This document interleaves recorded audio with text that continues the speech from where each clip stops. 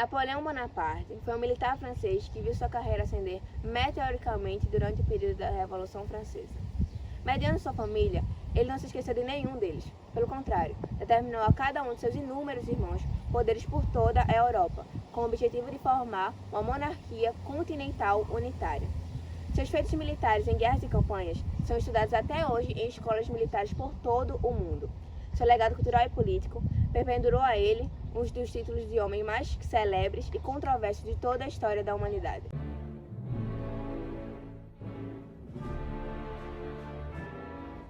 Em 1794, Napoleão Bonaparte foi preso na França por estar associado aos jacobinos, um grupo mais radical dentre os revolucionários.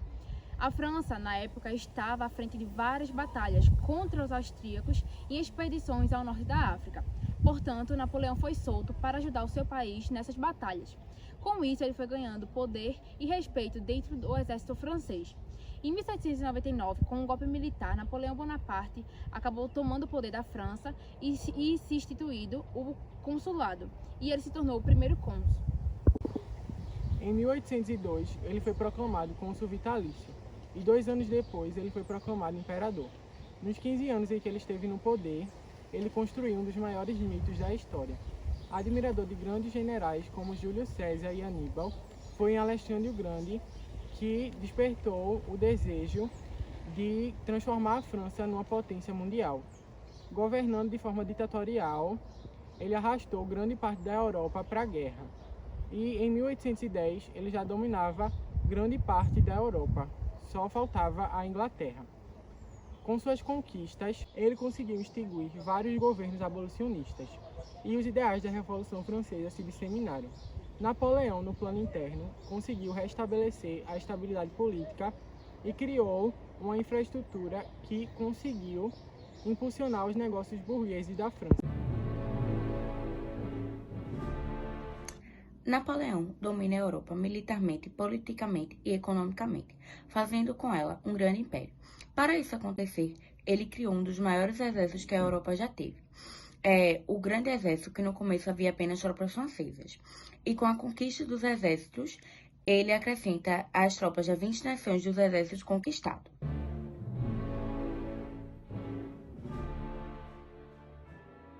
Dentre as principais melhorias do período napoleônico, como cônsul, também tivemos a criação do Banco da França, a criação do Código Civil Napoleônico, que além de consolidar os princípios da Revolução, ajudou com o financiamento da agricultura, a proteção à propriedade privada, pacificou as relações diplomáticas com a Inglaterra e com a Áustria.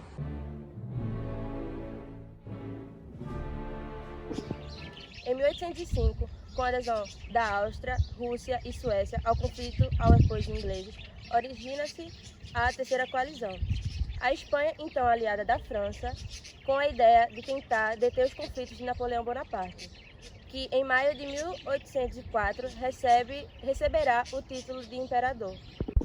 Em 26 de dezembro de 1805, a Áustria e a França assinaram o Tratado de Presburgo, que tirou a Áustria da guerra e da coalizão. O tratado confirmou a cessão austríaca de terras na Itália e Baviera, e na Alemanha, aos aliados alemães de Napoleão, impôs uma indenização de 40 milhões de francos aos Habsburgos derrotados. E as tropas russas permitiu que eles tivessem passagem livre para passar os seus territórios hostis, pelos seus territórios hostis e de volta ao seu solo natal com seus equipamentos e armas. A vitória em Austerlitz também levou Napoleão a criar a Confederação de Reno, uma coleção de estados clientes alemães que se comprometeram a formar um exército de 63 mil homens. Enquanto isso, as preocupações prussianas com a crescente influência francesa na Europa Central deflagraram a Guerra da Quarta Coalizão em 1806.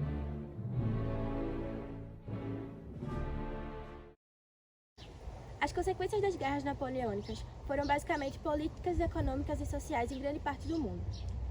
Napoleão Bonaparte, enquanto governou a França, travou várias batalhas com suas campanhas militares longas e caras. As principais consequências das guerras napoleônicas foi a Revolução Industrial, as guerras da independência da América e da Europa, as 2 guerras mundiais e o estabelecimento das ordens entre os homens.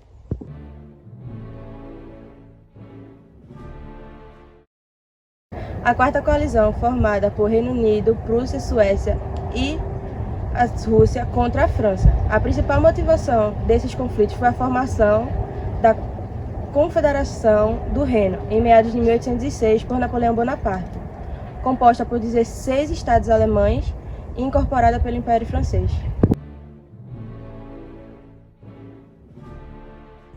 Os territórios poloneses se tornaram independentes e foi criado o Ducado de Varsóvia. O Reino de Westfália foi formado por territórios ocidentais da Prússia e por outros estados germânicos. Desse modo, Napoleão Bonaparte introduziu o bloqueio continental, obrigando a Rússia a impedir a Suécia de participar da Grã-Bretanha. Com isso, a Rússia e a Suécia entravaram em uma batalha que acabou com a vitória da Rússia. E os territórios da Suécia e da Finlândia foram fixados ao território russo. Com isso, a Suécia foi obrigada a aderir ao bloqueio continental. A quinta coalização foi a aliança entre o Império Áustrio e o Reino Unido, em 1809, contra a França de Napoleão Bonaparte. Em 1808, Napoleão já dominava basicamente toda a Europa, menos a Rússia e a Inglaterra. Na Suécia ocupada, o marechal francês Bernadotte assumiu como novo herdeiro do trono. Na Espanha, visto que Napoleão Bonaparte derrotou Carlos IV, ele colocou o seu irmão como novo rei da Espanha, o que gerou várias insurreições de cunho nacionalista.